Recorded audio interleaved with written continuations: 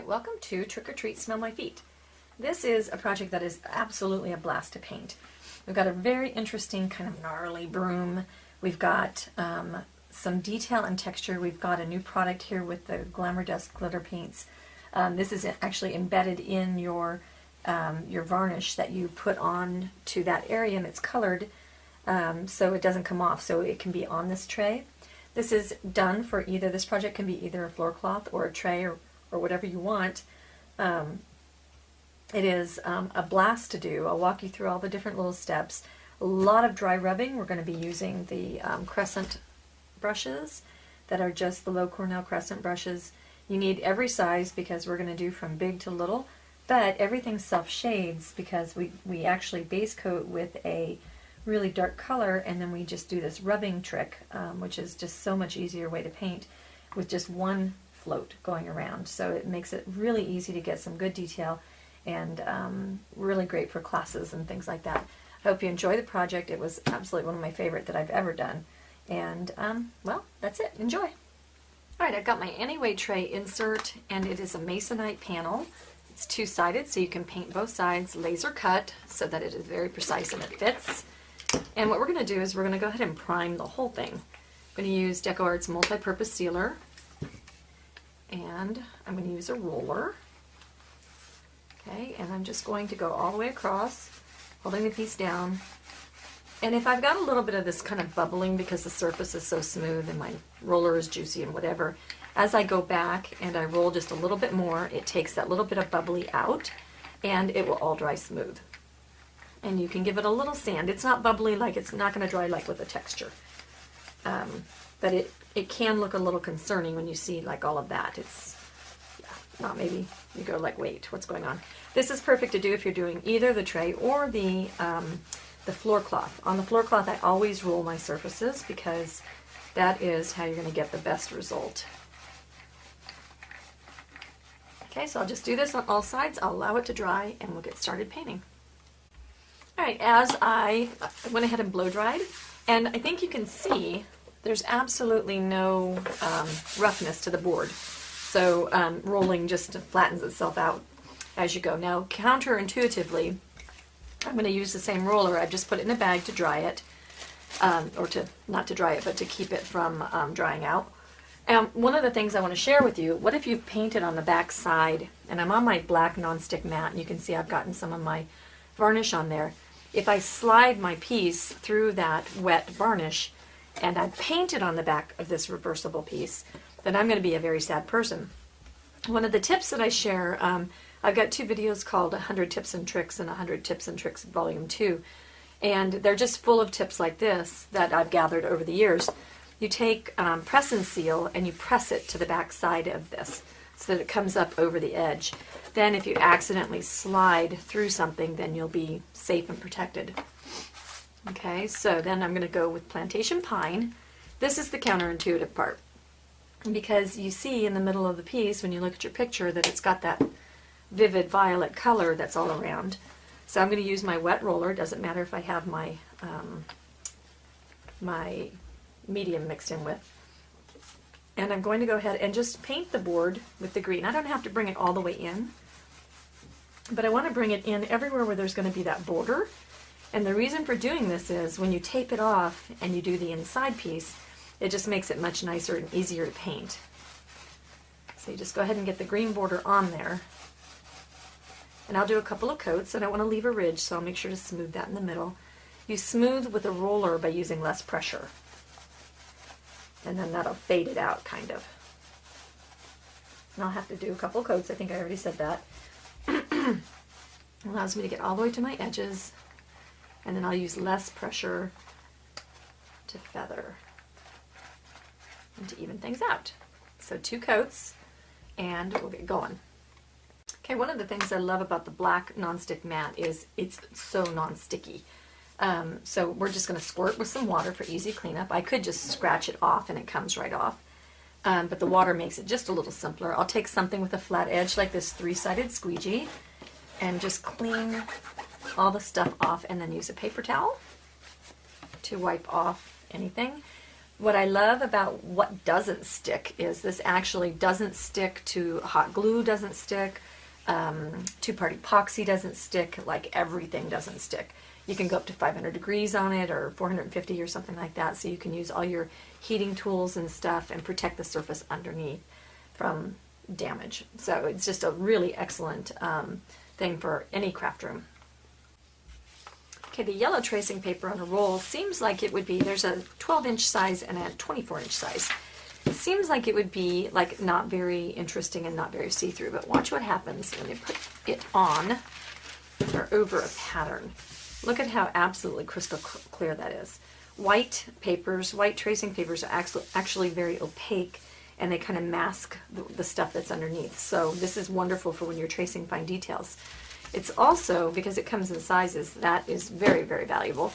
But when I'm doing floor cloths, all I need to do is have my 24-inch wide roll and I'm ready to go.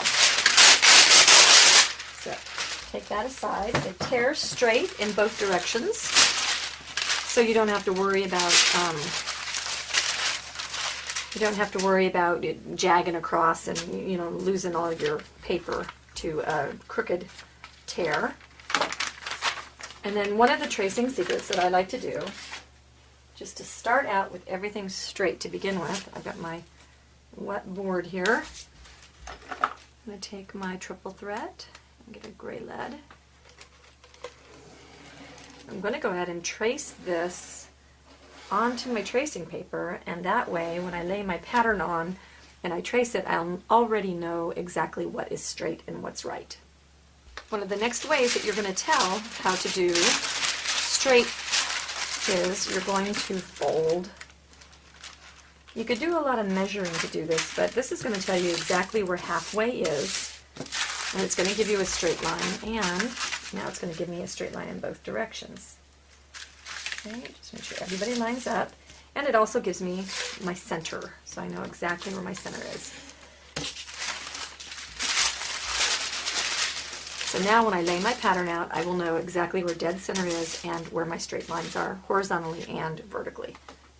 Alright, so what I've done is I folded this pattern in half, and I'm going to line up my intersecting marks. I made some marks on it. You can see right here, I marked my fold.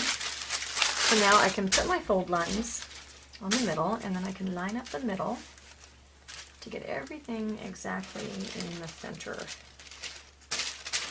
Sometimes it takes a couple of passes. Okay, and that is going to be perfectly level and straight in all directions. Okay, now what I want to do is I'm just going to trace my details. I'm not going to worry about this line. I can put marks on there to indicate the line, but we'll do this with a compass and some tape and stuff like that, so you don't have to worry about that. So you just want to trace your regular pattern details. Okay, when I'm getting ready to put my pattern and everything on here, rulers are so important for painting good patterns. So what we have is a variety of rulers. This one, I've applied a couple of rows of masking tape to the bottom of, so I can actually put it down and then use my liner brush right next to it, and the paint won't seep under the edge, so I can use it as a painting straight edge. So my brush, we've got a couple of new fantastic liner brushes, by the way. My brush would run right along, making an even mark on my surface. This is a T-square, but now that I've blocked the clear lines, I prefer to keep that just for my lining. We've got some that are flexible, okay, so that you can go around surfaces. One of my favorite ones that is just kind of, I don't know, it's obscure kind of, because it just doesn't seem like it's going to be that fantastic. This is a flexible 24-inch long ruler, and what I like about this is it's got a grid on one side, and then it's got your metric on the other with lots of the hash marks so that you know exactly what you're measuring. It goes 24 inches long, which means that if you're painting a floor cloth, you can actually get to the other side of the floor cloth. Also, because it's clear, you can see through it to see if you're kind of getting off kilter a little bit. When I'm doing my words and things like that, I like to do this because I can put this underneath and kind of see how I'm going to lay it out, and then I can make my mark when I'm laying out patterns and stuff like that is what I'm talking about. Obviously I wouldn't mark it on there. But two things that you're going to need here in this particular case that are the handiest. One is a T-square, and they come in the 18, the 16, nope, one more time, 12-inch size or the 18-inch size. We're on a bigger surface, the Anyway Tray surface, so we're going to use the Triple Threat Ghostwriter with the white lead. It's got a white lead, a gray lead, and a roller ball, and an eraser, and a padded grip, which is my favorite part. For those of you who watch lots of these videos, sorry about the fact that I talk about this thing all the time. Okay, so we're going to, the reason we need this, whoops, I'll get over this way, is because this is going to grip the side and it's going to make us a perfectly straight line. And so we'll use the T-square in this direction and this direction, and we'll make our border lines. Now you want to make sure that you aren't wonky on your surface. Okay, so I've marked my little corner bars. Okay. And we'll just go ahead and give them both marks. And get below there. Okay, and we'll do that all the way around. And then of course we're going to need an outside one as well. And so what I'll do there is I'll use the bottom to make my check border. Okay, and once you get all your borders marked, then we can go forward with painting and taping. Okay, to paint the inside band, what we're going to do is we're going to allow a little bit of slop and just bring that tape out just a little bit. Because when we tape the inner band, we're going to want that to be there. Actually, you know, let's do it this way. I've done it a little bit wonky. Let's go ahead and take this straight on out to the edge. So I've marked unnecessarily. You bray down one side. We'll bring that middle color all the way out, and what that will do for us is we won't have to worry about lining two lines up.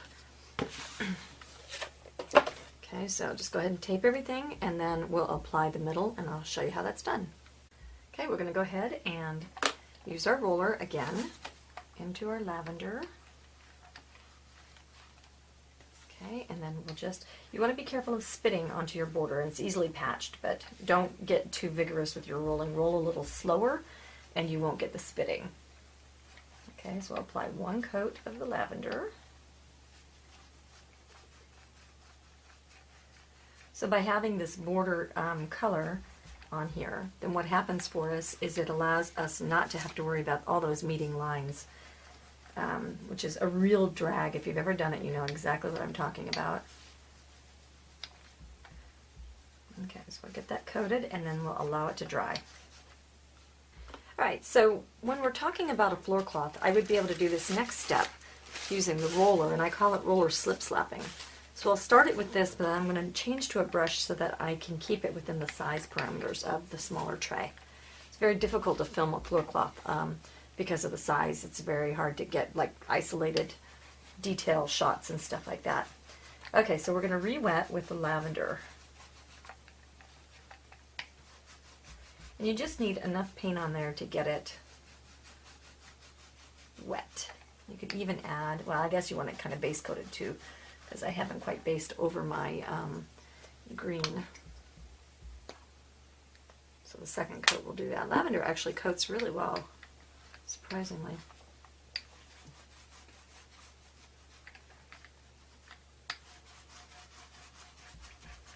Okay, so we'll get that all wet.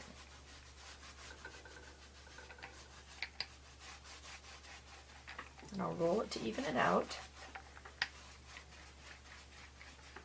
I've got some little spits over there, but we'll just patch that with the base color. Okay, now we're going to get the toe of our brush or our roller into the Vivid Violet, and then you're going to roller slip slap, keeping it in the middle. And we're going to do a little bit more with Royal Fuchsia later on, so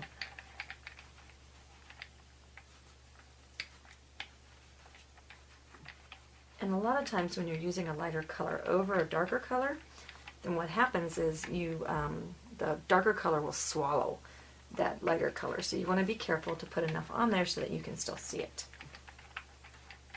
Okay, now at this point what I would do is I would load the back of my brush with the royal purple. Okay, and we'll see if I could do it. I don't know if I can. I don't think so. Keeping it isolated at the back.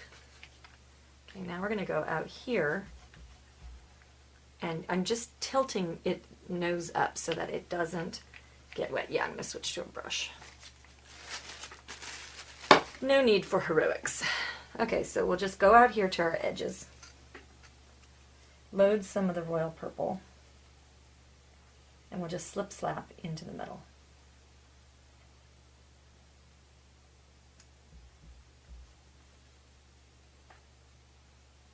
You want it kind of blended at the edge, and you want it kind of darker inside. And we're also going to put a little bit of the dioxazine purple a little bit later on in the at the edges, glazing that just a little bit. You got to work quickly because you don't want it to dry because it won't blend.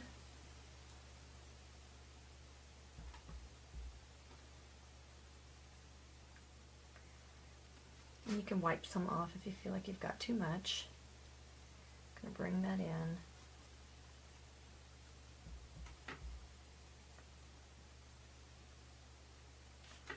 Okay. And now I've got a lighting situation where I'm glaring. Okay, now I'm going to blend. Started to dry a little bit.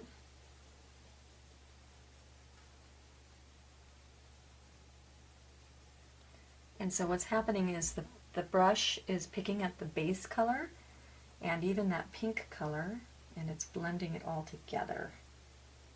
You're going to blend all the way to the edges.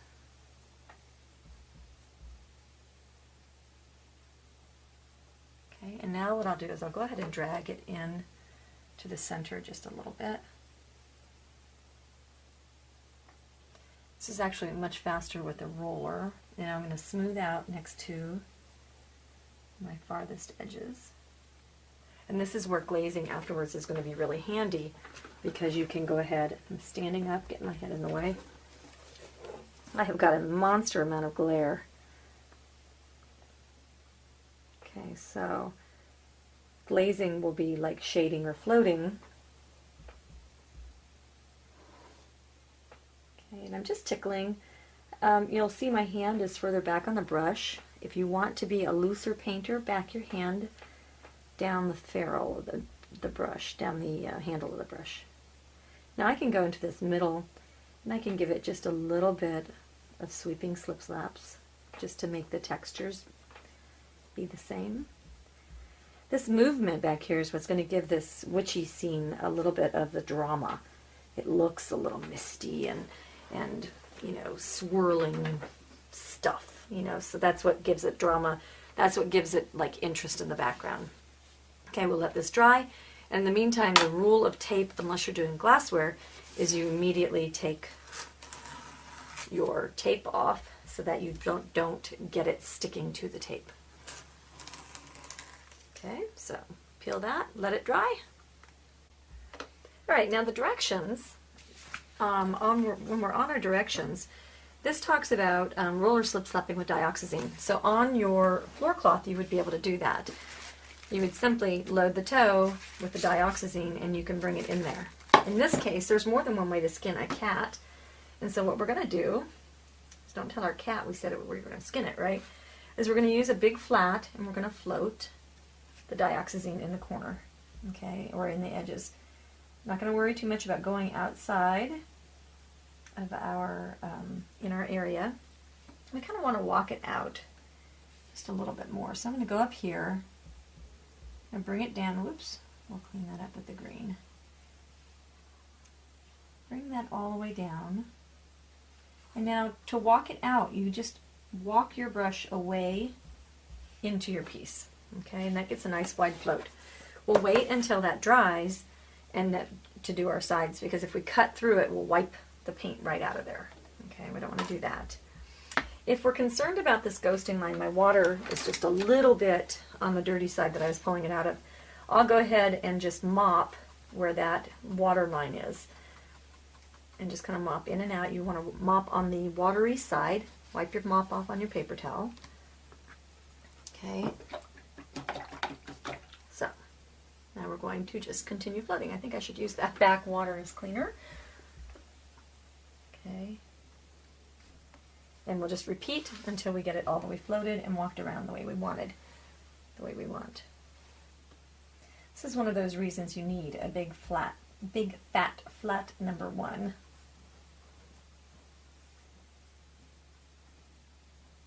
Okay, we'll just block that out. Alright, I like a shaded edge with a rounded corner. So what I'm going to take is these fantastic scumbler brushes that we have, and it's just a big dome stencil-y type brush.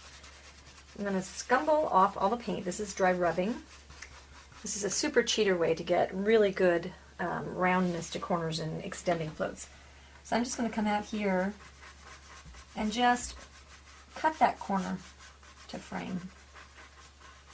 Okay, and that will just kind of, instead of having these kind of tucked corners, it'll round out the corner and not leave such an edge.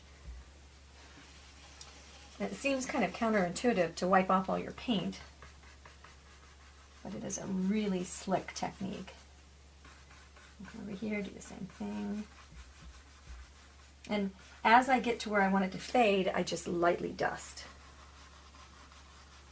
And so I just lift off the pressure just a little bit, and that makes everybody be rounder.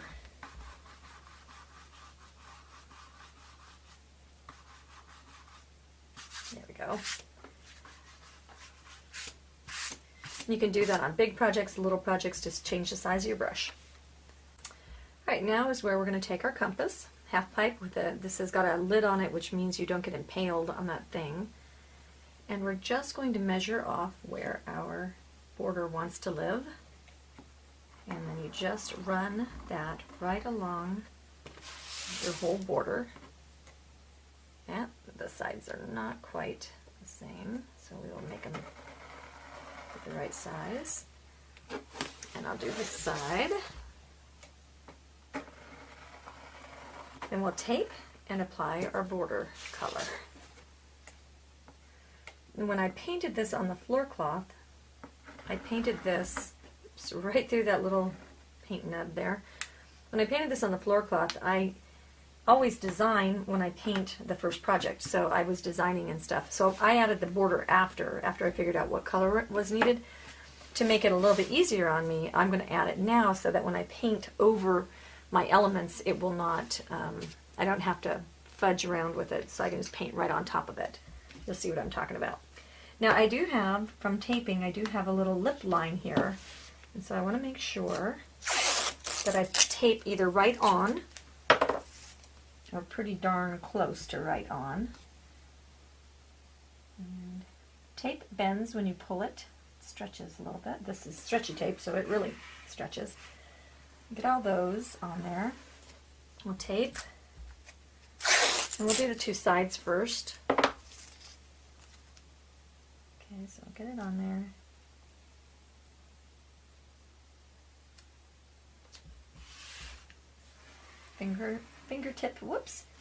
Fingertip bray it. Okay, and if you want, you can take a little piece for either side so that you don't run off the edge of the world there. Okay, we've got our antique teal, and we're going to use either a jumbo dauber or an ink sweeper. They're both made out of the same material. It's a super dense foam that is good for stenciling. Okay, I'm going to use the ink sweeper because this will go boom, boom, boom. It's so long and wide there that it'll base in no time. Tap the paint off nice and flat on your applicator. Because this is so dense, it doesn't absorb more and more liquid, making it a brilliant stenciling tool. And straight up and down means you won't get bleeding under. Just reapply as you need to. By the time I get the tape on the other side, I'll be able to do my second coat on here. And how is that for about a 3-second base coat? With no ridges, no bleed under. Brilliant. Perfect. Okay, and then I'll do this side and all my other sides and give them a second coat. And peel tape off immediately. Okay, as I was tracing on my letters, I realized I need to do the background cross-hatching. And I messed up and put my letters on first. So I'm going to do my first base coat with just one base coat, and then I'll do my cross hatching. Well, I'll erase all my lines, do my cross hatching, and then do my final base coat. So what I wanted to show you was how, let's get you in close. Okay, so how to use a round brush to get these letters done. This is something I've watched in classes as I've taught across the country, that people really struggle with this. So I'm going to use my Pro Round brush. Okay, it is a round brush now, but notice it is behaving very much like a flat brush. I can make chisel, chisel, chisel strokes with it. I can do S strokes with it. Okay, so it is a really versatile brush. I can also do stroke work with it, and it always comes down to a nice fine point. Okay, so we're going to go and we'll flatten our brush, and then we'll start up where there's a corner and just pull it down, and then press as you come around and just try to finish that off nicely into that other corner.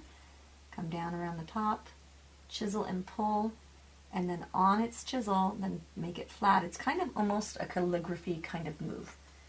Okay, and then we come off the top the same way, come up, finish by pressing just a little bit, and then press. This is a really nice, once you get the hang of this round brush, it's not even a hard brush to get the hang of, but you won't have any ridges, your letters will be smooth and flat. 2 base coats will get them done. Alright, so now I'm going to take my micro eraser, which is this little tiny skinny little thing right here, and we're going to get rid of any and all lines that we have. Okay, this gets right in nice and tight to wherever you need it to get. You don't have to worry about disrupting a bunch of paint this way, and just a perfect detail eraser. Once we get it all erased, then we are going to do our cross hatching. Alright, so we're ready to cross hatch, and I'm going to use a stiff bristle brush. This is just like a dust or stippler kind of thing, and it's very stiff, very scratchy. We're going to dip into a little bit of our Hauser medium green, and we're going to flatten it all into the tips of our brush. Then we're going to dust it off on a paper towel, and we're going to do a cross hatch kind of movement. Okay, so we're going to go at an angle, angle, angle, angle, and if you need to pick up more, go ahead. And where's my paper towels? Under. It needs to be slightly juicy to leave the scratches. Okay, so don't dry it off too much. You want to try to keep that same angle all the way around.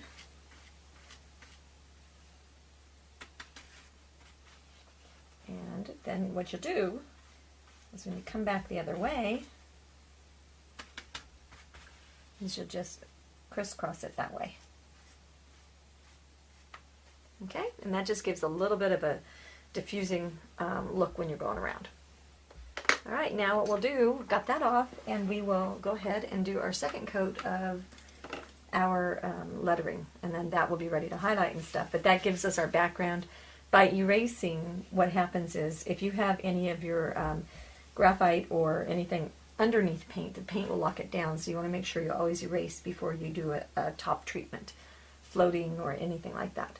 So now I'm ready to do all my second base coats, and that goes really fast, and we'll be ready to get going. One of the reasons I didn't transfer the pattern out here yet, normally, like when I designed it, I designed from the inside out, because I didn't know how this was going to impact this. But now I've got this all ready to go. I don't want to be dragging everything all over my pattern as I'm doing the outer border and stuff, so I decided to get that done. I'm going to go ahead and give that a varnish, and then I'll work on the inside piece. Alright, we're going to dry brush, and dry brushing is sometimes misunderstood to be dry rubbing, which was the rubbing technique that we used in the corners. What we're going to do is we're going to load kind of juicy paint into, and that's a flat brush, wrong brush, into a Patty's favorite dry brush, which I seem to be out of small sizes, huh? Okay, so I'm just going to make do with the bigger size, and it's an oval brush, but it's cut like an oval glaze, so it's pyramided at the tip, and we'll load pretty juicy paint flat in the brush, flick on the paper towel, and we're going to use juicy side up. And what we're going to do is we're just going to follow along and just make these scratchy looking things. Okay? And if I get in close for you, You'll be able to see those scratches. Okay, see how it's kind of hairy looking? All right, I'll load a little bit more on my brush, flick on my paper towel, always flick on the paper towel. Okay, we'll do another letter, and I'll go across the top, and then I'll turn my brush since I'm using a really big brush. Now I'll wipe this out, and I'll go into my next color, which is Lemonade. Or is it? Yeah, it's Lemonade. And I'll just go partway down from the top down. Okay, and just accent that. Then I'll wipe my brush out, neutralize it with some black green, and neutralizing it, let me show you. Neutralizing it means that I'm just wiping in the black green so it'll just kind of be in that brush instead of the light colors. I didn't wash it. Flick on the paper towel, flip it over because we're going to pull from the bottom up. And get you on camera. And then this is going to look like this. We're going to get it settled into the bottom and then flipped up. Same technique. Okay. Not quite matching, not quite not matching. Just in there. Okay, if you need to, you can switch to a round brush. Okay, and that is our lettering technique. Oh, we got one more step. We might as well show that right now too. And that's with Lamp Black. And that's going to be our drop shadow. Okay, so flip it around again. Get you on there. We're going to use our round brush. And to all the left sides of the letters, you're just going to go ahead and do a nice flat liner kind of stroke. Okay, and under, so, and under. This is a really good time to go ahead and trim anything that didn't turn out quite like you thought it should. And you do that after you do the cross hatching because, or the dry brushing, because that'll clean up your letters. Alright, so we're going to pop out our compass again, and we'll just go all the way around with our compass, tape it, and then we'll base coat, and I'll show you how to do the details. Alright, so we're going to dry brush this inner border with Desert Turquoise. Just show you both borders at the same time.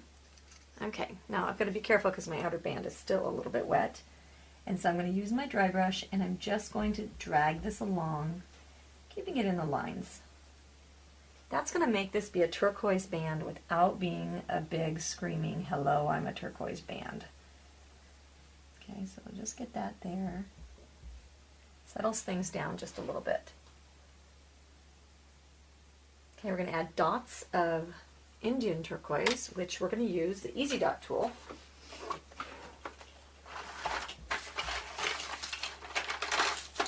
Rattle, rattle, rattle. Okay, so that is a tool. They come in a set of 2, and they come with dots on the end that are numbered. Like a really sharp one is number 1, so that's the tiniest, then 2, then 3, then 4, and all that. And so that way you can always tell what size dot you're going to do. I'm going to use a number 3 dot, I think. I'm just going to show you one because I don't want a bunch of dots being wet while I'm painting, so I'll do these later.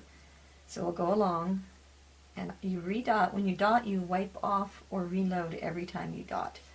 Try to keep them even, and try to keep them the same size and even in distance.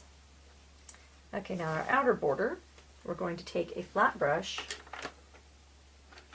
that is about the size of our checks. Can't find them, right? Okay. And we will load with graphite. Okay, and we'll just come here and just do a straight line down and even all the way down. Now there's a trick you can do with your compass. You can take your compass and you can size it out for a 1/2 inch. And you put your first mark down, and then you go through and you make additional lines all the way down, and that pre-marks. Whoops, you didn't see any of that. There's a trick you can do with your compass. You put your first line down, and then you mark with your, whoops, I sliced it shut here. and you go down and you make a line every thing, just a little hash mark. And that gives you the lines that you need to make your lines. I prefer to just wing it with my eyeballing technique, which doesn't always make it perfect, but it does make me happy. I don't know, something that's irregular makes me a little bit happier. Now I'm going back around on my teal border, and I am redoing a second coat because I just want it a little bit brighter. And that's going to depend on how much paint you had in the brush when you first put it down. Okay, so I'm going to wash this color out of my brush.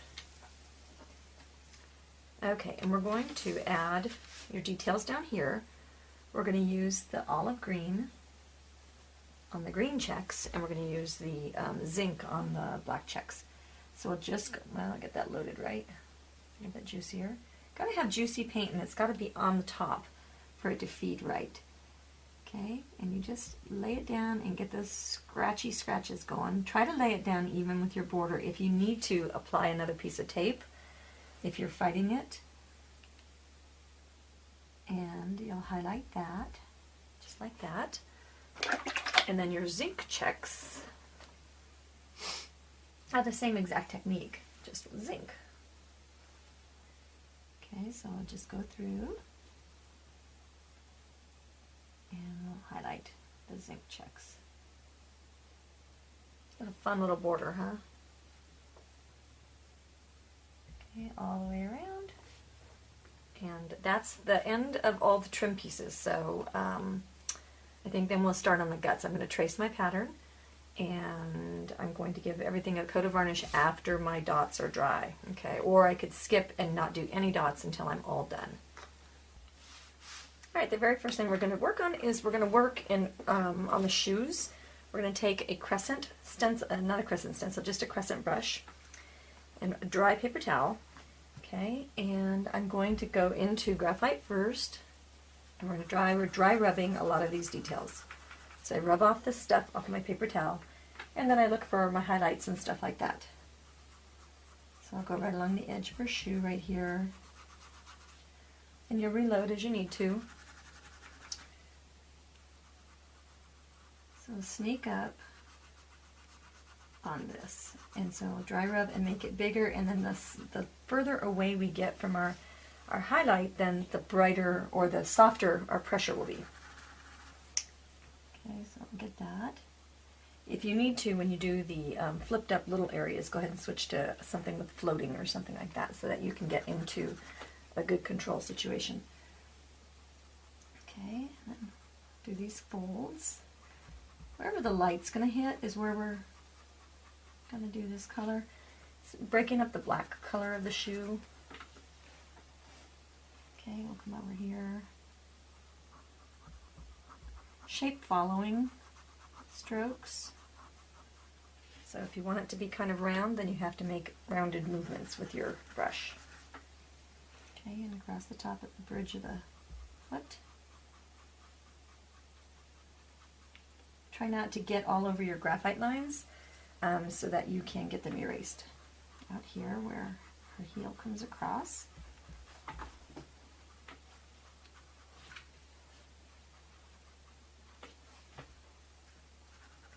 Just keep dry rubbing and dry rubbing. This is a buckle that I didn't finish tracing, so I'll switch to the white ceramic lead on the triple thread. And let's see what's going to come out of there. And then something's going to happen with her shoe. Guess that comes out, and it's got like a little double aha. That's where. Okay.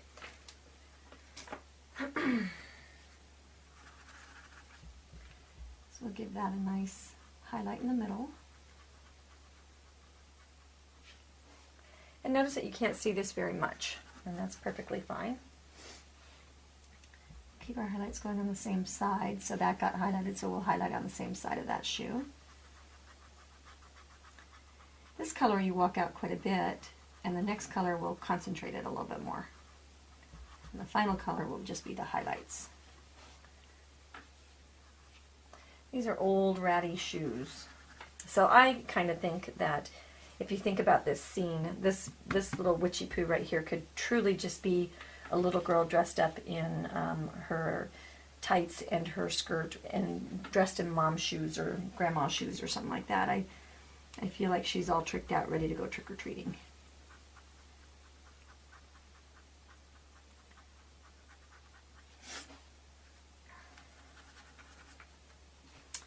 Okay, so get all those little dry rubbed highlights.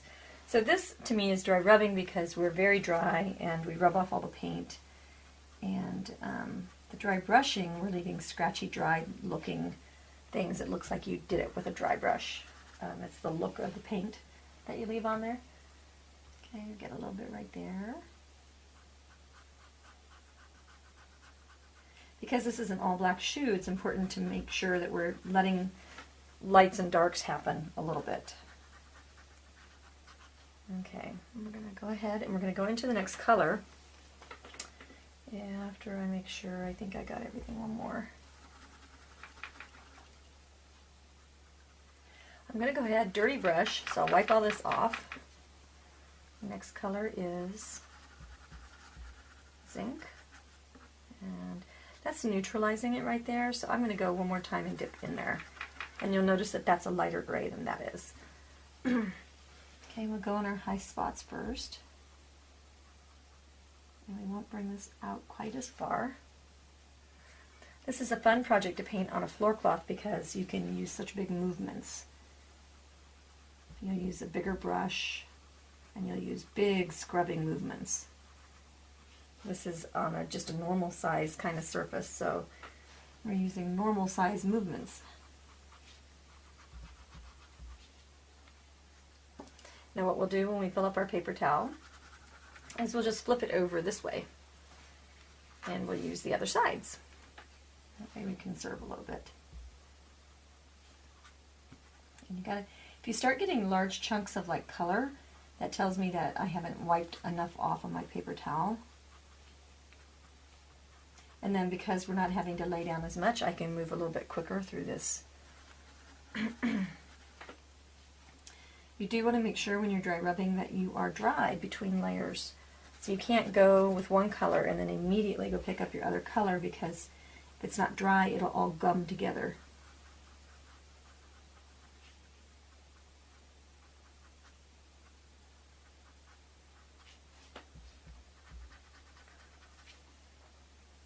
Oops, I was in the wrong color. Sometimes you can repeat a color. I'm just putting a little bit more of this color down on the sole of the shoe because I don't necessarily want to use a whole lot of the final highlight down there. So if I make it a little bit brighter with this intermediate color, then I don't have to go quite so bright. Put a little bit in here where the buckle comes through. Then you squint at it. You take a look at it and make sure you think you got enough. Look at the picture.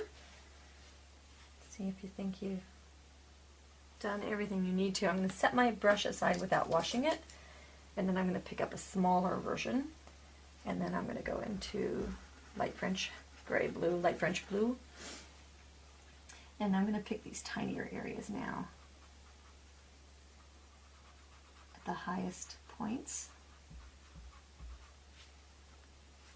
I'll reload a little bit more often and almost dry brush. Almost. It's a dry brush rub. I've gone too far, I think.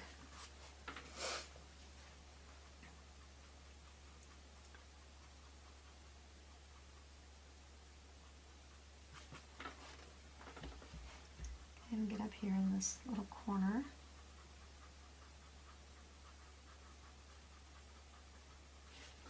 It's a fun technique. You can put this in the hands of a beginner and they will be able to do it, which is really fun. Because unless you have too much paint, which is really the only way to screw it up, beginners can make all kinds of errors in happiness here and not need too much forgiveness.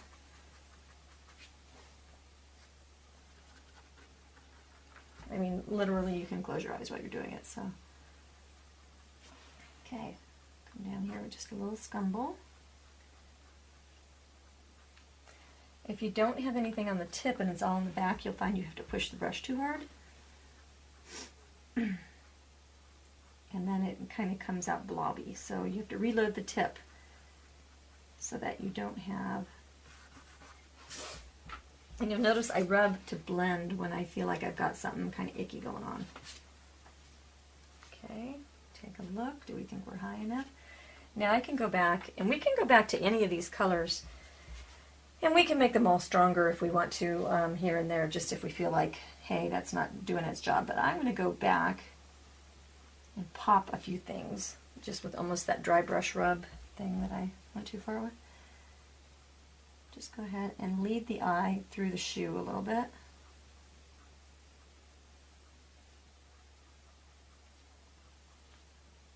Keep it off the base of the shoe. I'm going to do a little bit of that with the turquoise color at the end. A lot of times go through and read the directions at the end to see what the glazing colors are. Okay, now let's talk about cleaning our brushes. Alright, you can put hand sanitizer on your palette and you can clean these out and they'll dry very quickly because that's an alcohol-based cleaner. But I don't happen to have any of that laying around, so I'm going to go ahead and switch into the kitty cat for the next technique. So hang on, let's finish our witchy shoes. Alright, we can add some of our highlights with the light French blue or the graphite, no, that's not the zinc color. So this has got a little bit of a seam here. You could line different separations just so that you can tell what's going on. If you want to, you don't have to, but you can. If you needed to float back in, if you got these too close together, you could float those back in. It's like a little sole here.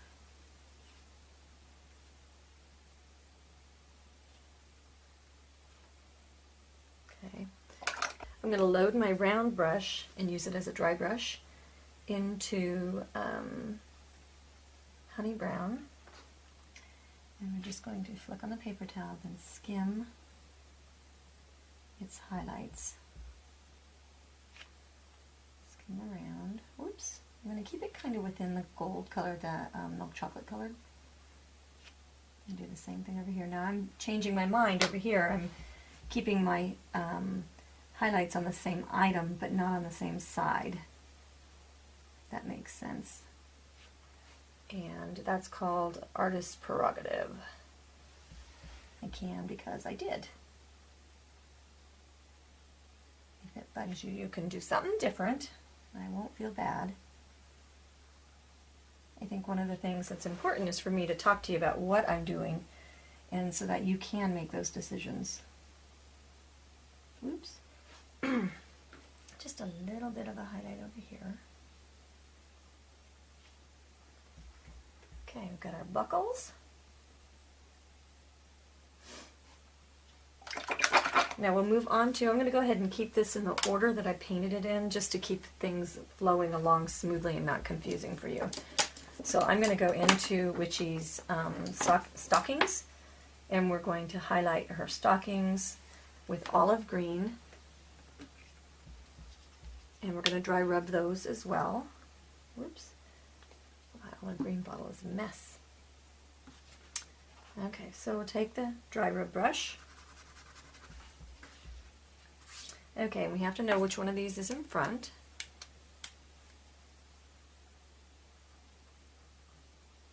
Okay, so I'll sketch that on. Dry rub, and I'm just going to go straight up the middle, getting close to her skirt right there. And let that leg be a little darker over here because that's the one that's shading this leg. Pardon me. It's much easier to shade this when you don't have the black on it. Big movements. Shape following, so I need to go up and down. You saw me just start going around in little circles right there. And that'll start confusing the eye if you have contrasting movements. So you want to be careful of that. Use them judiciously.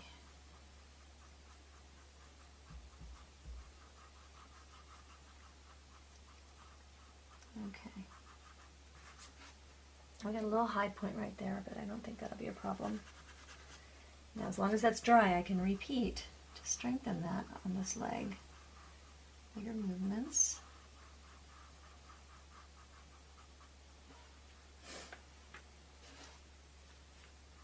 Okay, and we're going to shade these as soon as we think we have enough. I think I'm going to go one stronger with almost like a dry brush look. Straight up the middle. The strongest highlights would be... I'm looking for roundness. Now I know I'm going to shade, but I'm looking for roundness with my highlight first, just to see if I can build that up a little bit. And her legs are the center of attention here. So we want to make sure that we do a lot more. That's why it's great that there's stripes on her legs, because stripes attract attention, brightness, color, contrast, all of those. So we're doing some contrast things by having, you know, this green with this black and that kind of stuff. One of the things that I've talked to a few people about is it's very important to keep this pumpkin at a retired kind of color, because he could very easily become the center of attention, and that would not be a good thing, because he's not, even though he might want to be. Okay, I think that's good enough. I'm going to shoot that with the blow dryer, and then we're going to shade. Alright, we're going to shade using an angle shader, and we're going to use Plantation Pine.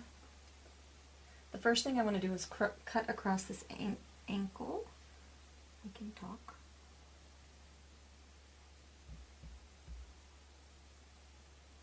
And what that's going to do is give me that line that's coming down from her leg. I'll load more water. Now I'll go over here and get this leg.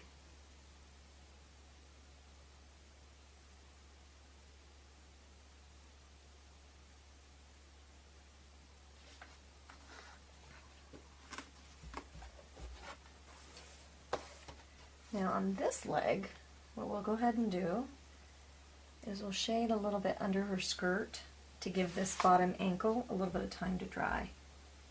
So where her legs come out of her skirt, we'll walk that out. And we want to get rid of those strong points. And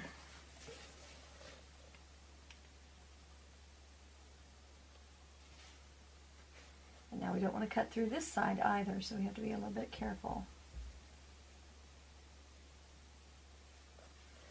When this dries, what we can do is we can do a dry rub to kind of even out those little angles we've got going on there.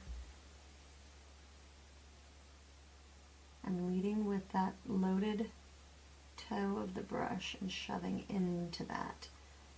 And that is what will give me a nice float. See how much rounder that leg is getting?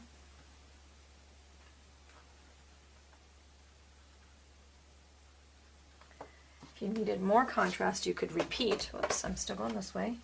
Notice that I turn my board around to get to different sides of the piece.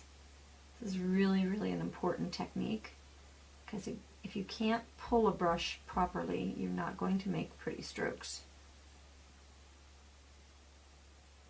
Okay, and I go back and repeat just to get a nice clean shade. Okay,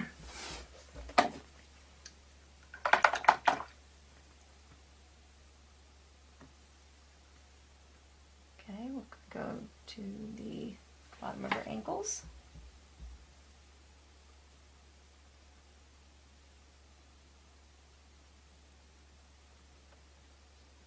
Okay.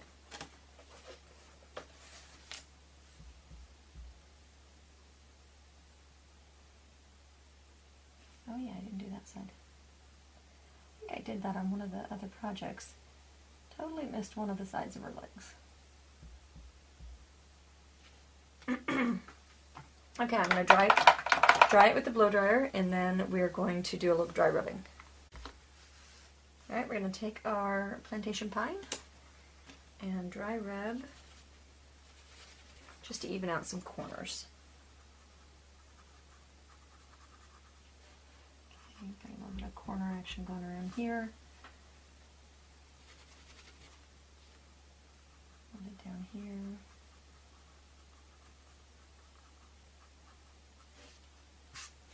Okay, I'll wash the brush, and then I'm going to trace on and base coat my stocking strips. Alright, so here we go. We're going to take our black and we're going to float, and I think we're going to go ahead and just float all the way down the leg. So we'll go ahead and put that there, and then keep it in your lines. Silly. Okay, so this is where you try not to trash everything you painted. Get out the Q-tips, and there's a lot in there. Spit on it. And clean my act up. I always keep a Q-tip handy for when you are flubbing things. It takes care of flubs.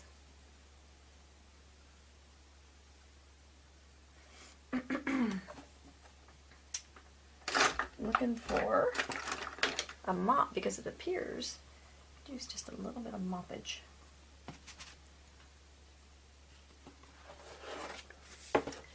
Alright, now we're going to come straight on up this leg. I'm going to turn my brush sideways so I don't take over her whole leg with these floats. I can go right up into her dress because it's black. That's a much more controlled situation right there. You know, there's never any time that I'm painting that I don't make mistakes. I just don't panic when I make them. So that is a good thing to learn how not to do. Okay, so now I'm going to slide straight on up. I've got my brush slightly at an angle. Okay, I'm going to take that mop over there since it looks a little bit messy.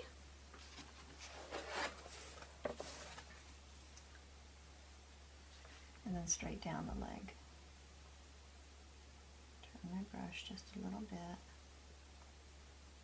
Next to the leg there. I think I can like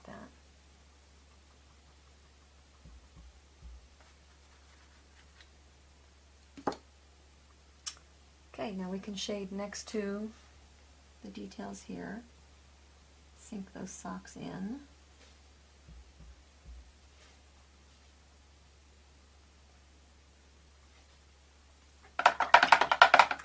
And now we will dry rub into the gray area. I'll pull out one of these that might be just a little bit wet.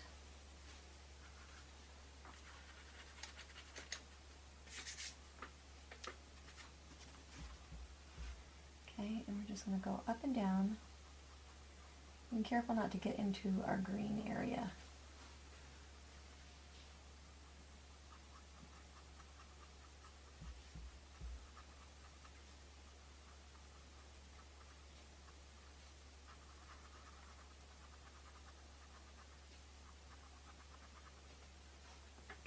Repeat with the light French gray blue, light French blue.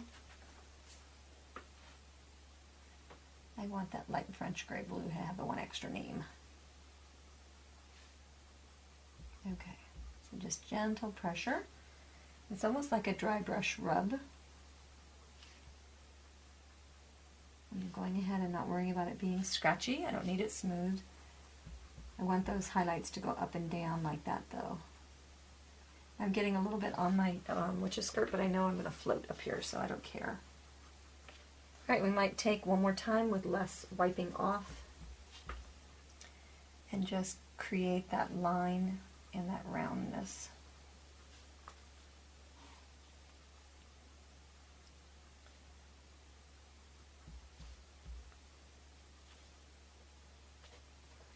Okay, what do we think?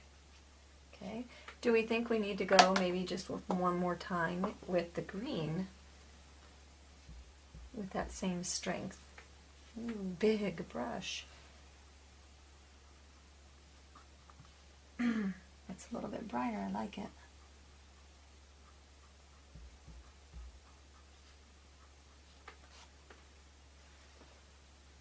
Yeah, I think I can dig it. Alright, next is skirt. Alright, so we're going to dry rub the highlights on the skirt with graphite. And that's going to be the same technique that we did here. And I feel like we're getting into that repetitious zone. So you'll go ahead and just dry rub into the V's, and then bring them up wherever the V comes out. Okay.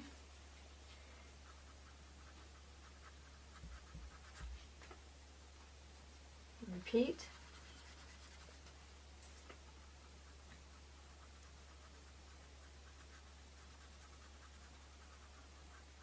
It's kind of neat. It's kind of like scribbling. You know, you don't have to be accurate. And you don't have to have big floating skills, which is awesome. The number one technique I believe everybody struggles with.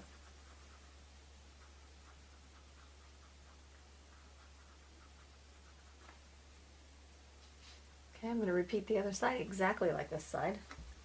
And then to repeat, we're going to repeat with the zinc color and not bring it out as far.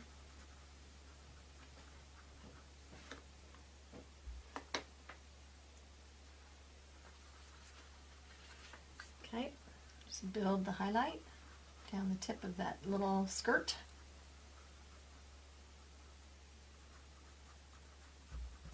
One of the reasons we sneak up on it with the graphite is because if you just went with the zinc right on top, it would be way too stark and would look very chalky. And chalky is an interesting word that you learn about. As soon as you see it happen, you know that it's happened. Now, if I'm a little concerned about this area where I'm getting all those V's, I'm going to go back into my graphite. I'm just going to sweep across that and even it out. Okay, just even out the contrast, because the next step is going to really give that a highlight. All right, we'll take the light French gray, and I'll really rub that one off on the paper towel, because that one can be a little bit stronger. See how that just pops right out there right away? Just down there in those V's. And just even it out by feathering out the touch.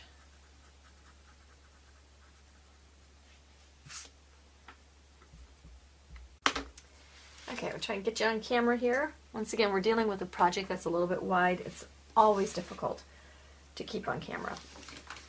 All right, we're going to do our pumpkin. We're going to shade with Asphaltum. You could really shade before or after. I'm going to use an angle shader. And I'm just, see how I'm tickling that shading into that corner? And I'm pushing more with this end and then letting the back end, so I'm kind of almost massaging or wetting the surface. And then once it's receptive, the paint stays where I want it to. And so you'll see a lot of chop, chop, chop. And then I'll go back, chop, chop, chop, all the way down. I'll go back and then I'll kind of work it out into that wetted area. Okay, in a little bit we've got a glare going on here. So I'll tilt it, get some more water and paint. Now, what's our number one trick, right? So our number one trick is that we can go back and we can dry rub to bring that shading out if we want to.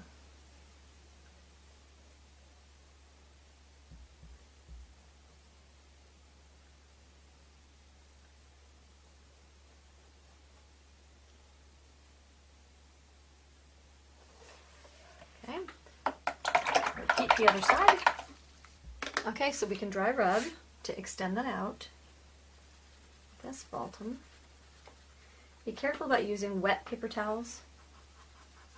I have a wet spot on mine, that's why I'm saying that. Because if you have a wet paper towel, you will end up with a streaky, washed look, and you will not be a happy camper. Okay, so we're going to scribble that down. And here I say shape following strokes, right? But I'm not really, I'm doing little circles, but that's because I'm trying to kind of tickle out the area that I'm floating in. This is like dry rub floating. What a great technique though to walk that out. Okay, find dry spots on my paper towels or switch paper towels. Okay, now we'll flip upside down. Okay, and so see some splotches and things here? Now's the time when we get to even that out. I'm going to round out our corners. This is what is beautiful about doing this dry rubbing technique, is you can round out areas. You can make them no longer look like square floats.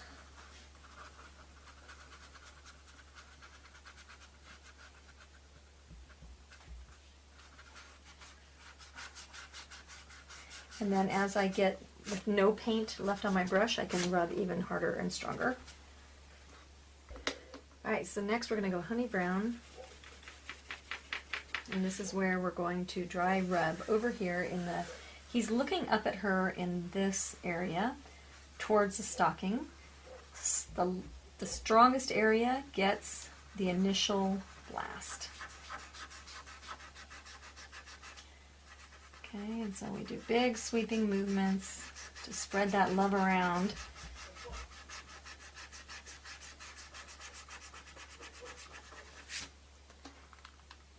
Okay, I'm going to go back to persimmon. And we're going to go ahead, he's going to orange up our pumpkin just a little bit. Reload.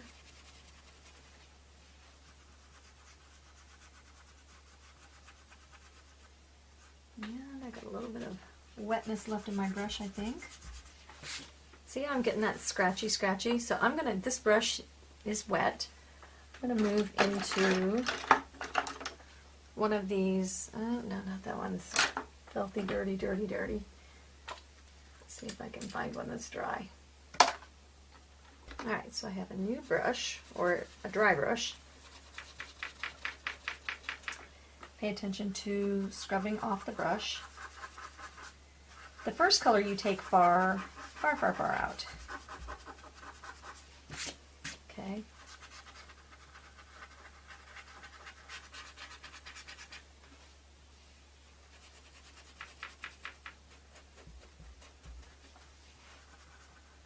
Bring it far, and take a little more time. Remember, it's going to stick to any wet spots, so if you go back over wet spots, it will stick.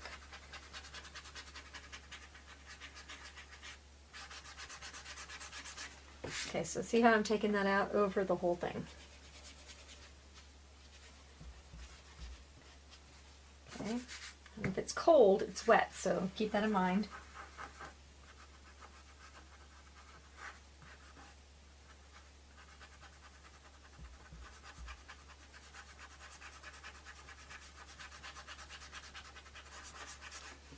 Okay, and see how it's evening out. Now we have to find more of a dry spot.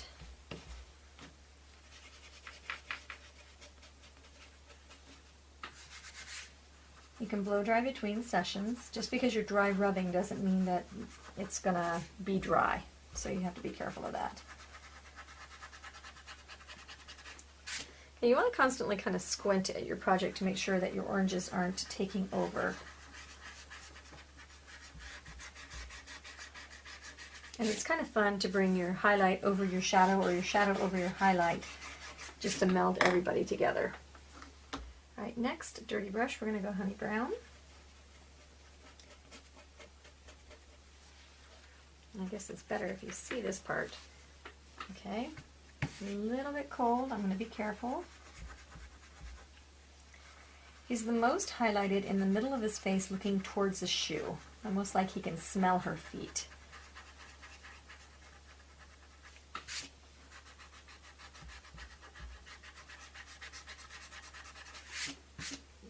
Okay, so that's getting there.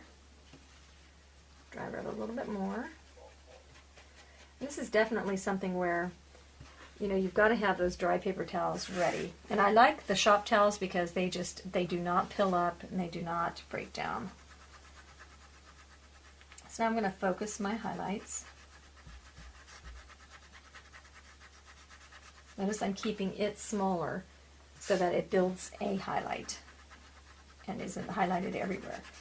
So we go from the darkest to the middle range to the first highlight to the next highlight to the final highlight. And that's our sequence. All right, I'm going to go ahead and give that a blow dry. All right, next, it's cool. I'm going to Marigold, and I'm doing this dirty brush. Notice that that went from orange to a yellow orange. So that helps you transition your colors. Okay. And that's going to be in the brightest area. If you get chalky, you go back and you start from the next highlight back and you build up some more. And you don't take it out as far as your darkest areas. So now when I do this again, let's see if I can show you the difference, besides the fact that I used a lot of paint. Okay, so our color is more bright yellow over here. Now I feel like I have maybe a lot of paint on my brush, so I'm going to go ahead and do really light pressure at first to test. Really just softly skimming. Alright, and then I'll build. I'll come out into this outer area because it's got like nothing left. And you see we're starting to build that color. And then you hear me pressing even harder.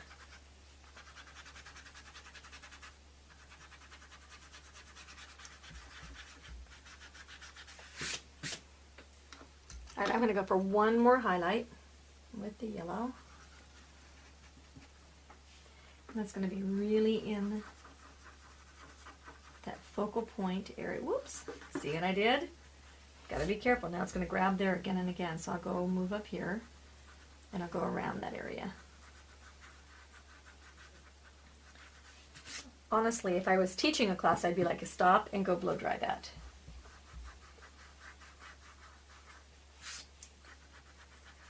Okay, I probably will have to go ahead and blow dry because I want it one more brighter than that. Okay, one more brighter after blow drying.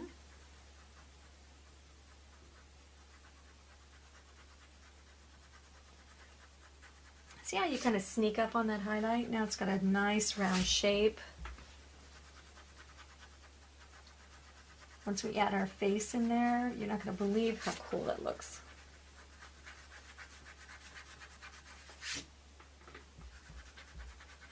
And it does kind of raise a dust, that's why you see me swiping at it frequently. Alright, the next thing we're going to do is talk about little kitty here. So we want to do the same dry rubbing that we've been doing. Find a clean spot. You can flip these, especially after they've dried. And we're going to treat all the high areas, or all the big, the tall area, not tall, the highest areas, so like the peak of the forehead, the bridge of the nose, all of that kind of stuff, with dry rubbed highlights, starting with our gray series, which is the graphite, the zinc, base coat's black. Okay, so we'll start on his forehead. This is a good way just to kind of lay out, okay, this is going to get this. And I love this technique because you only end up actually kind of highlighting, and you don't end up doing a whole lot of shade, because we are obviously at our darkest color we could have been at. And it's much more, I keep saying it, but it's very simple. Scribble, scribble, scribble. Okay, he's missing a little bit of his ear, but I get that right there. Okay, gotta have something on his little cheekies. On the floor cloth, he's a much bigger moment, so remember to use bigger brushes and bigger movements on the floor cloth. I go down here, like he's more of an insignificant moment. Don't tell Kitty I said that. Okay, get a little highlight going in the ear, but we're going to make it pink, so it won't matter, it'll just be a foundation. And up Kitty's tail. And one of the neat things to be able to do here is to be able to go through and break the boundaries of your frame. And so what we've done that here a couple of places. We've done it down here, we've done it with the spider, we've done it with the bat. Kind of broke it a little bit with the stem, so it's a fantastic way of creating a little bit more visual interest and connecting everything together.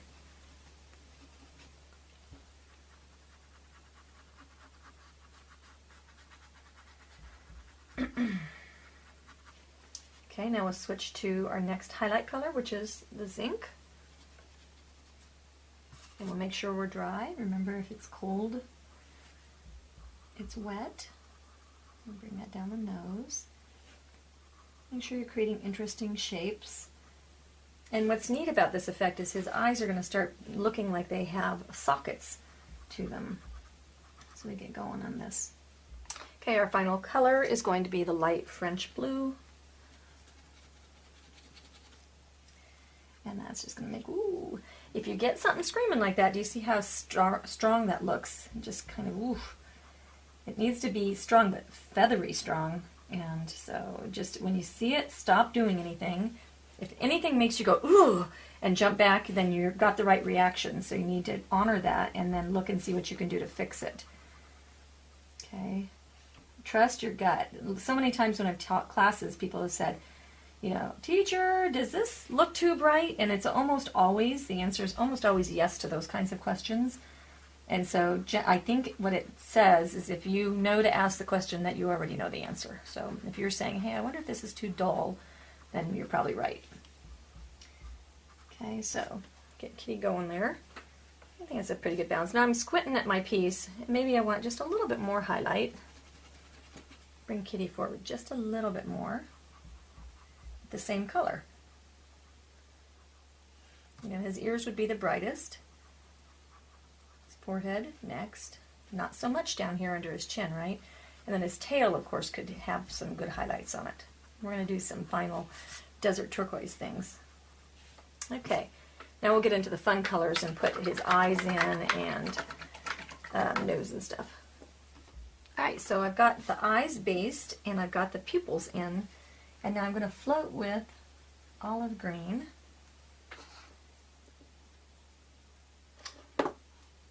And I'm looking at my close-up across the top. Okay, so we'll just take, I'm going to go right through the black and I'll just redo the black. Wow! Staying in and on. Remember that lecture I gave about the Q-tip? This is like the handiest little guys. What's neat about them, you can reuse them again and again, like they stay absorptive, if that's a word. I don't know if that's a word or not. They absorb even after you've used them. And now I've got a dry brush. So I'll take that out and then just rebase the black. And now we have a fairly terrified looking kitty. However, I think he also looks curious. Okay, so we'll go put our black back in. And we'll take our vivid violet and we're just going to scribble on his nose.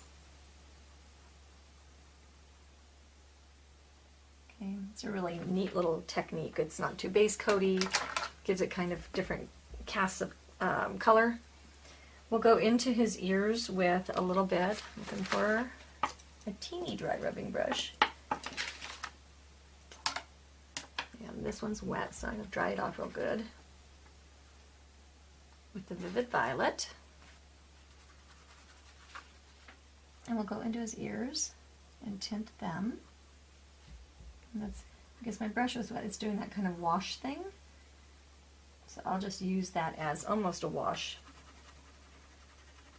Try and dry it out a little bit more because now I need to blush his cheeks. And I don't want to wash his cheeks with pink. Okay, so I'll just give him a little bit of a pinkish cheek. Behind the broom, and we'll make the broom brown over the top of it.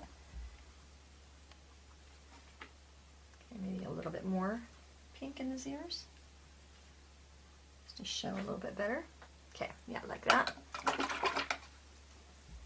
Whiskers are just your light French gray blue. Oh, and I'm going to put his mouth in. A little mouthy poo, come on down. And so he looks like a little concerned kitty cat, doesn't he? We'll fill in his eyes in case some of that got out.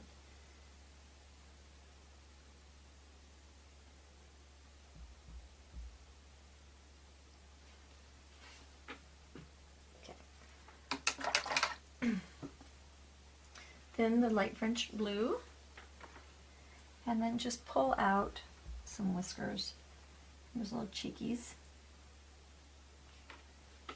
Okay, when those dry down, they ought to be about perfect. And you can have a little flecks of some over here. He could have ear fur and stuff like that if you want to do more. I'll erase all of his details here, all of the stuff that's unneeded, and your kitty cat's done. We do want to add one little highlight with light French gray, light French blue. I can do it in his eyes. Okay, you could probably give him a little highlight on his nose if you wanted to too. Alright, we're going to float next to the eyes on this cut piece with Marigold. Little kind of pupil-y kind of things.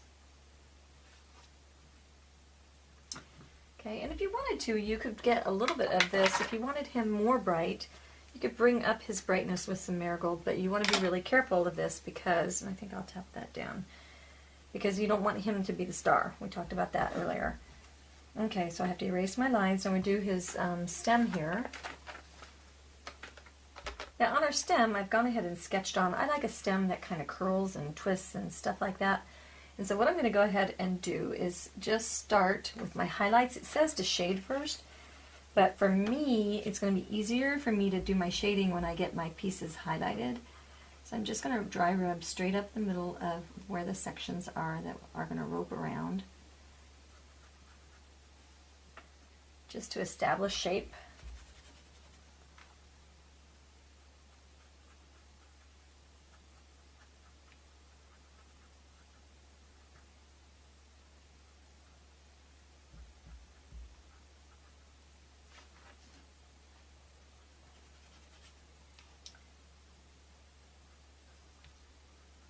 We can have a little bit of highlight coming up the middle, the whole thing. We're going to cut through that with shading, so we want to be careful of that. And then we can go Marigold after that, dirty brush. And then that's just going to start looking like it's twisting around.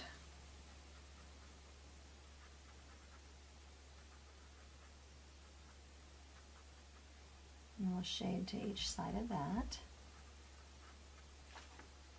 Okay. Okay, we'll use Asphaltum, and then we're going to shade on either side of where these twists and turns go, with the shade facing. And don't forget, you can kind of do a little wiggly thing to make it feel like, you know, it's grown in a field kind of thing. It doesn't have to be perfect. A lot of times I think these really smooth blended out floats that we get could really use some chopping up, because I think they have more life to them. So if you have a little shake or a little tremor, go with that, because some people have a hard time faking that.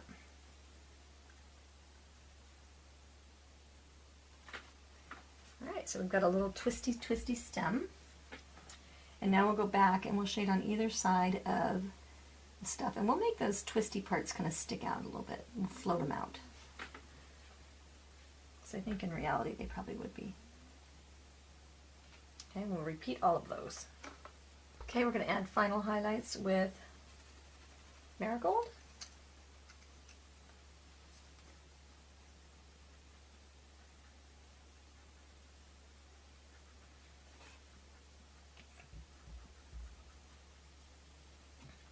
And then you can go back into Honey, and you can do that highlight straight down stem. Shouldn't be too reflective. I think I got maybe just a little too reflective. It doesn't tell a consistent story. Of course, this is where I tell you that I meant to do it that way. So it looks like it kind of covers up, but it adds kind of a little visual interest to do that, I think. All right, so next we'll attack our leaf, which is going to be highlighted right up at the little middle of it with the olive green. Not the middle, the two sides of its fold. It gets a fold on, oops, on the other side. This is one where I feel like I could, my brush is wet. I've got only one of these little dudes running around. I don't know where the other ones are. I don't know, brushes almost seem like they're like socks. They just disappear in the wash. I don't know how that happens. Alright, so we'll get it out there. We could fold that leaf up if we wanted to.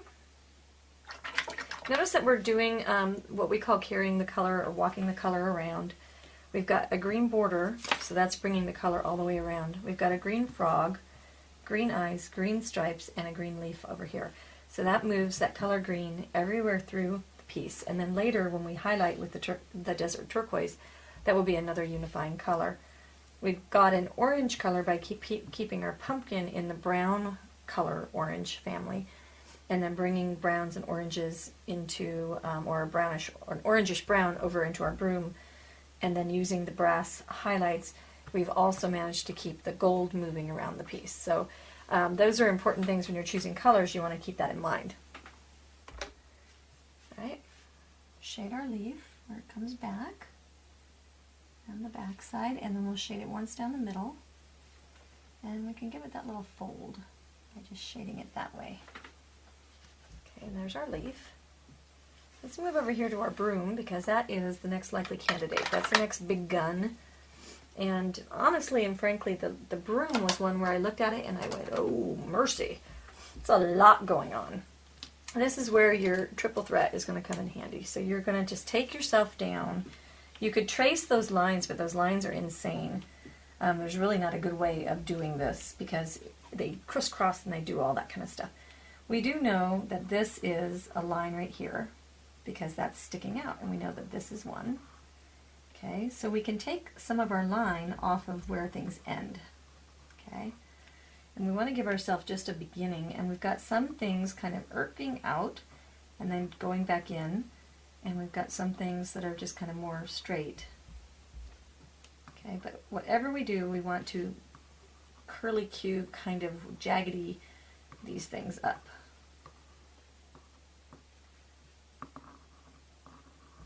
Okay, so that's enough, right? That's enough to start.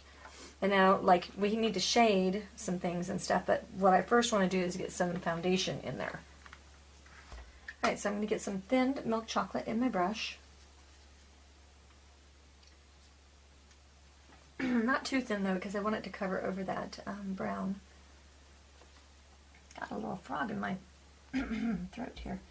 Okay, we'll start at the top because that's a good comfort place to start at. And notice that every now and again you'll see me sit down. So I'll be like lining, and then suddenly I'll plop down, and it'll make like a little corner, someplace to turn. And I'm kind of bouncing. I'm not making these be like nice. Okay, so now this is going to be where they the broom handles go, or the tie. Okay, so now we'll come here, and different thicknesses, different sizes. Just dance along. And I come up to the toe of the brush, and then I kind of push down. I twist it in my fingers, almost like you're doing a fat, chunky vine. I could have some come out, you know, we don't have to have this be a tidy broom. Okay, it could be falling apart. You don't want to put it over Kitty's face though. Okay, now you know that these are broom things, so we want to make sure that those get the broom treatment.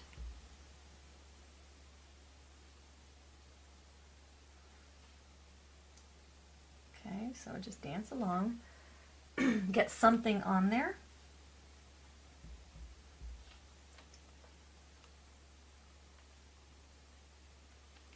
This is the kind of stuff I love to do. It's kind of loose painting. If you squint a lot, that helps you tremendously in loose painting. You don't want to get too busy. You don't want a hairy broom. And you definitely want those lines to cross. Okay, we're going to dry it with the blow dryer so that we can shade between all these things that we started with some black. Alright, so we're ready to shade. What I like about the the triple threat is the white lines will go away when I do anything on top of them, so they're not stuck on the piece, which is wonderful. Okay, so we're going to shade next to some of these. Okay, not all in the same place. Kind of a dry float, you know, nothing too pretty or floaty.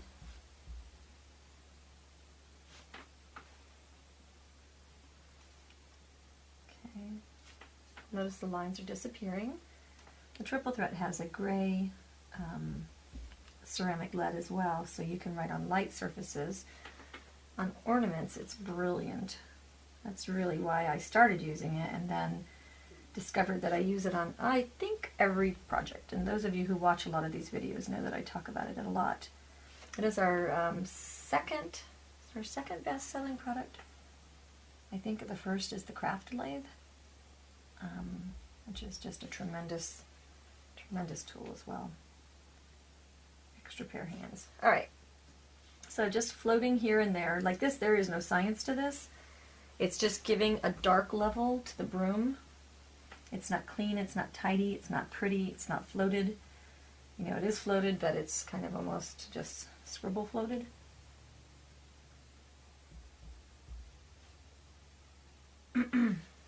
If you lined the black in, I don't think it would be as effective at telling this story. So I don't think lining would be as good. Okay. Now, one thing that we have to keep in mind is we don't want to take the eye far, far, far away. My brain would say to highlight over here, because that's like where the light would hit and all that.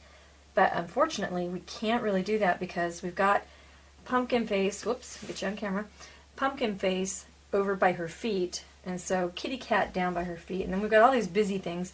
We've got to keep the interest here. So I have to highlight there whether I want to or not. Alright, so now we're going to highlight the milk chocolate bristles with some of the honey brown. And so what are we going to do? We're going to highlight everywhere? Absolutely not. And we don't even, and I'm highlighting by just dragging my brush off. I can put in new ones. I don't have to just highlight every one of those. Make sure you show the crossovers where one kind of crosses over the other with a little highlight. That will self-shade, which is fantastic. Okay.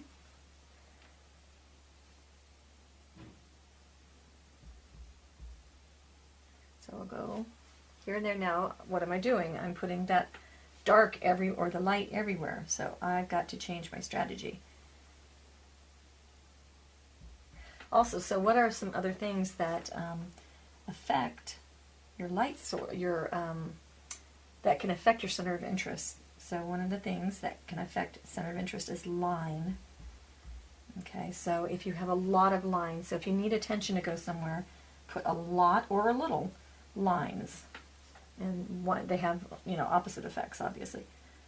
So if we want this to be more attention, then we're going to go over here with a little bit more liney line stuff.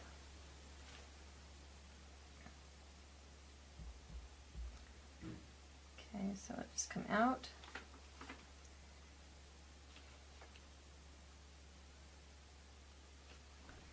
Alright, so I have a couple up here on this side mainly.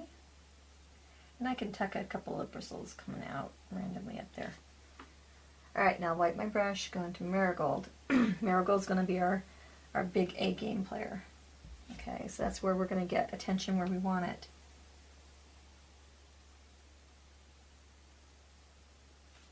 Okay, so we can drag the eye with color. That's another way that you get attention, is you make colors bright. Another way that you get attention is contrast. So these are the way that you can make the eye move around in a composition by playing with all those different kinds of things. It's not just one thing.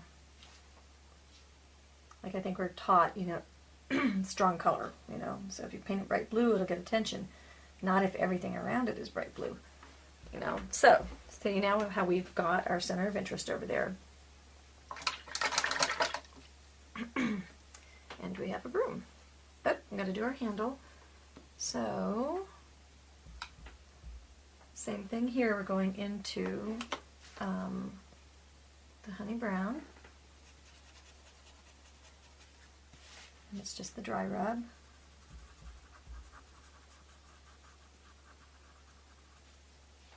Repeat Marigold. Once you see how these colors are used, and that's going to be, of course, wet. I think so. Now what I'll do is I'll stipple it to be able to work in that area. If I start rubbing it, it'll look bad. So by stippling it, I can get around that. We'll float to strengthen the broom. And so you under, over, and edges.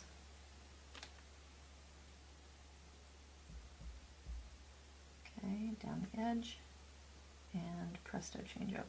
It's amazing when something isn't very important to the composition how fast you can paint it.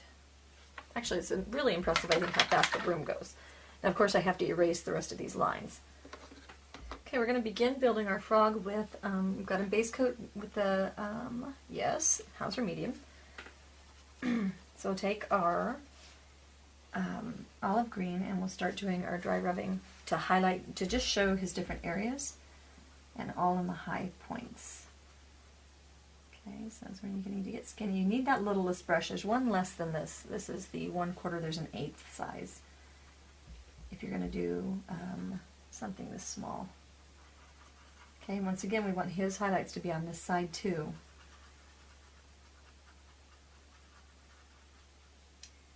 Okay, and his face gets a little bit of separation treatment. I'll get his whole face up here, a little bit of something.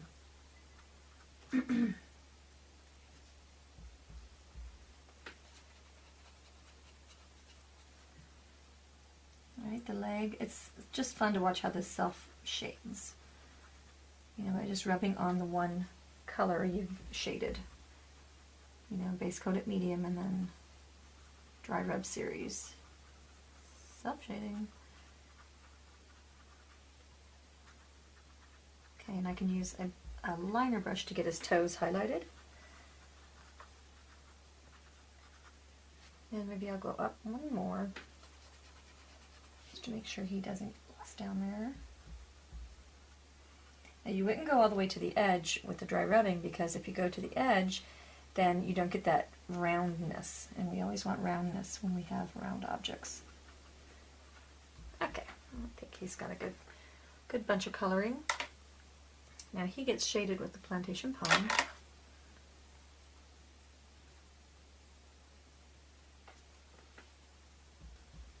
And now we're going to shade to separate all of his elements. We're going to shade around him. Okay, so a shade around his leg. And then we shade next to things like his arm here. And then his leg. And we shade around his face to give roundness down his leg. And we have to shade on the opposite side of that too, to make it look like they come together. Okay,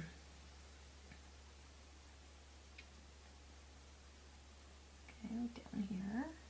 And I think something comes off over there. I have to shade over his knees.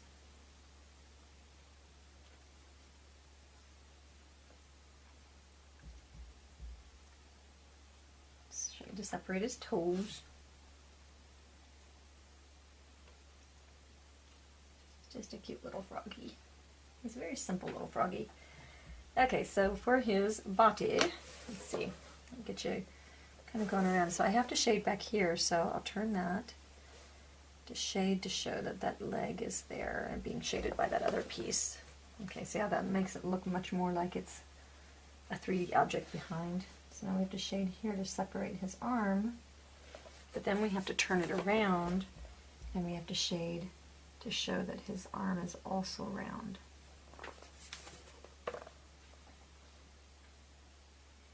Sometimes it can get kind of confusing where I've been.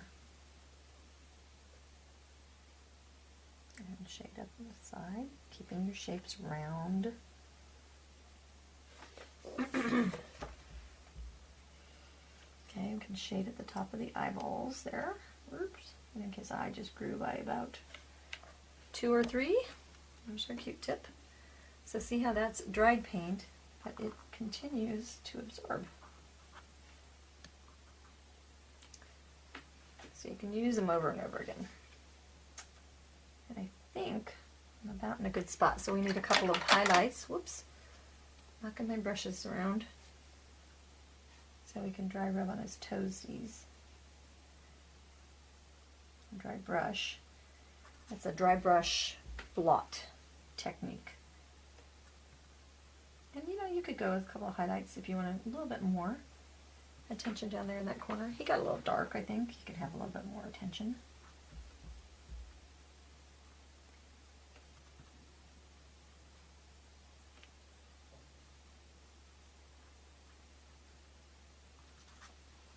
There we go.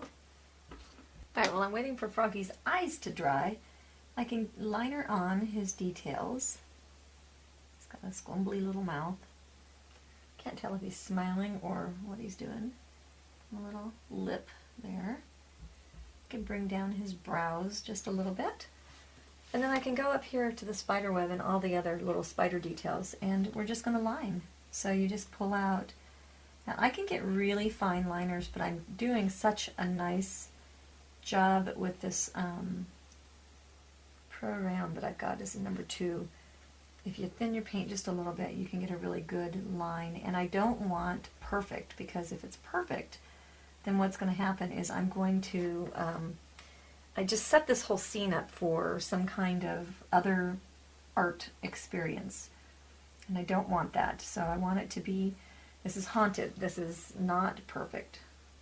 And it's not an excuse. I can see my video editing son shaking his head at me right now. But I don't want it perfect. Now, I don't want it wrong, but I don't want it I don't want every line to be all shiny and sparkly. I don't think that's interesting.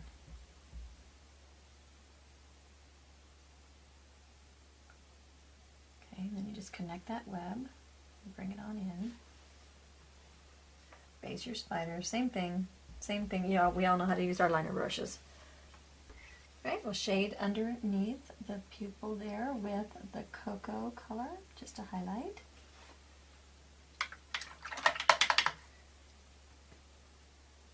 And he's got a little sparkle in his eye with, I think it's light forest green. It's so interesting going along my own directions. Like, yeah, I'm using the light French blue, or French green, light French, whatever it is, as my white in this project. And it was always so interesting when I first learned that you can use colors for colors that they're not. It was kind of neat. You can use your blue color or gray color as a white, and you can use a brown color as a red. Now let's go over here to Mr. Spider, and let's take care of him. He's going to be dry rubbed in his gray colors, keeping in with the rest of the critters. So we'll do graphite first. I think I'll do spider and bat together so that we can use the same color palette. Get you on there. All of my stuff is over at this end, so I'm reaching the end of my reach here. Okay, so now we'll go and we'll just dry rub right over his eyes. I'll use a brush for his legs. One more time, and then we'll go. This also give him a chance to dry. We'll give the belly of the bat some highlight. We're going to keep his highlights brighter over to that side. And then we'll shade, we'll highlight in between the ribs. Okay.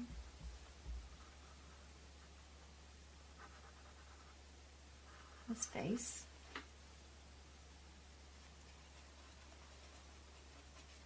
And in his ears.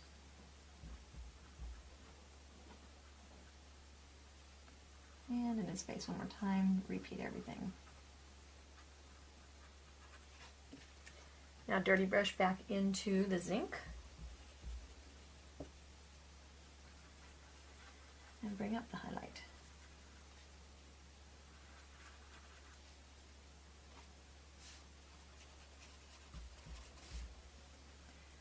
A little stipple in the middle. And you can't get the highlight as bright as you want it to be.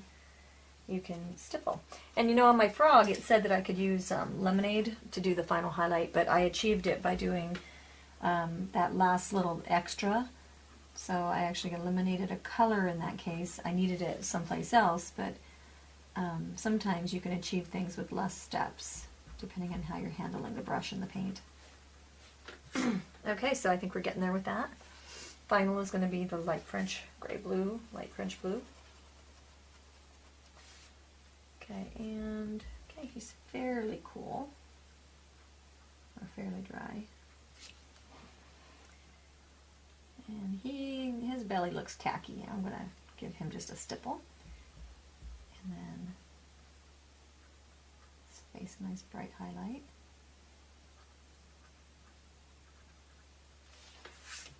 Okay, see how he has shape and form. And I'll give him a little bit more.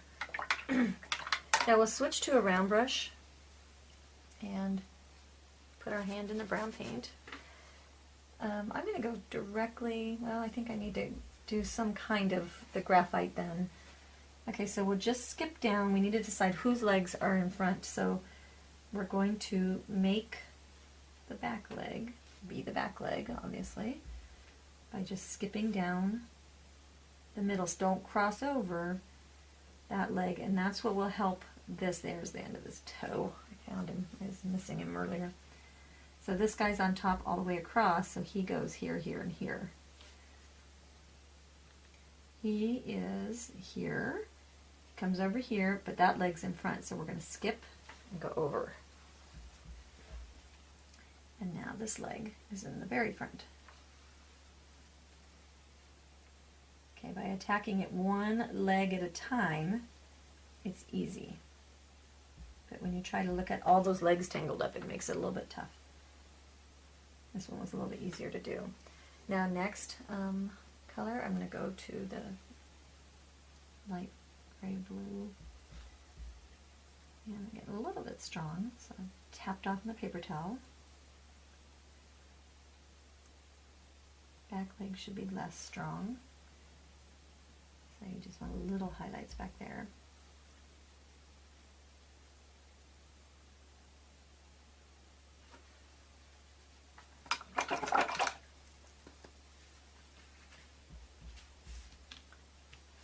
Okay, we are almost done. We've got some faces to do, and that's about it. We need to put blush on both of their cheeks, and that's going to be with my now dirty little dry red brush. Vivid Violet, it's going to be our color.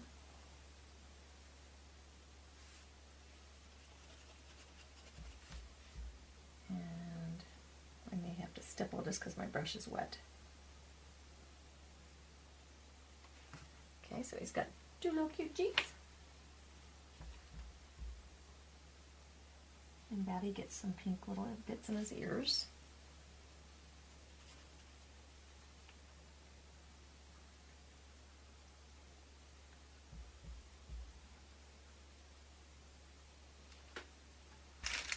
Alright, we're going to base the irises on our two little dudes here with Hauser. I'm going to make them look this way. Hauser light green.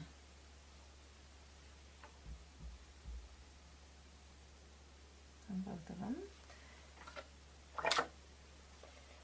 Dry off and then make the pupils be the black and the sparkle is the light French gray blue.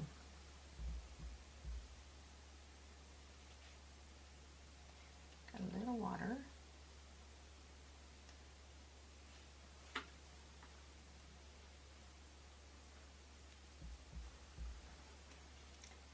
And you can give them a little sparkle.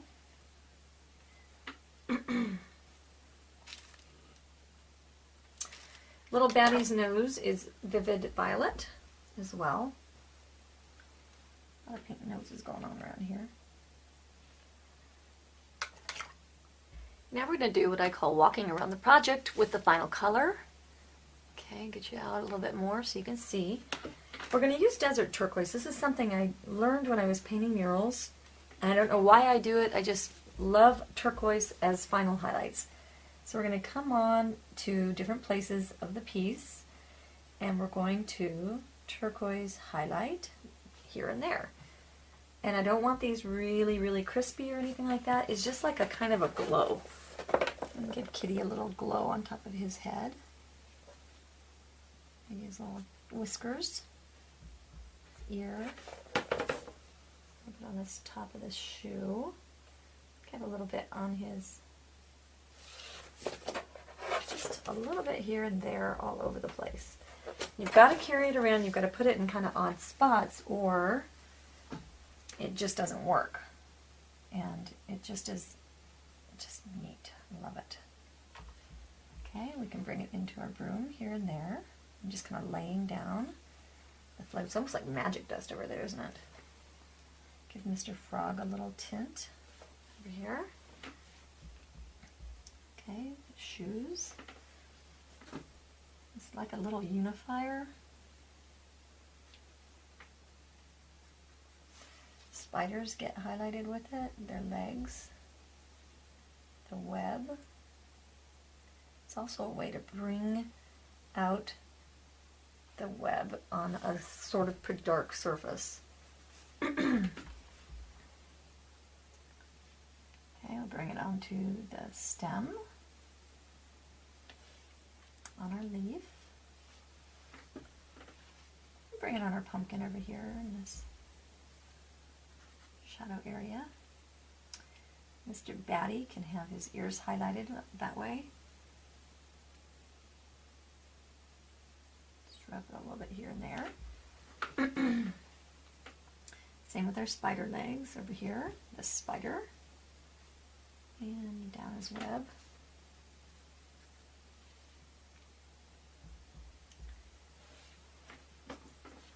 Okay, if we wanted to, we could even bring a little bit down the shins. There's not kind of a wrong answer. Just you want to keep it out of the areas where you don't want attention. So if you don't want to have attention all over, way out here, don't put a whole bunch of turquoise out there. Once again, unifying color, we've got a band of this going all the way around, so just makes everybody a happy family. All right, we want to go with Royal Fuchsia onto the background.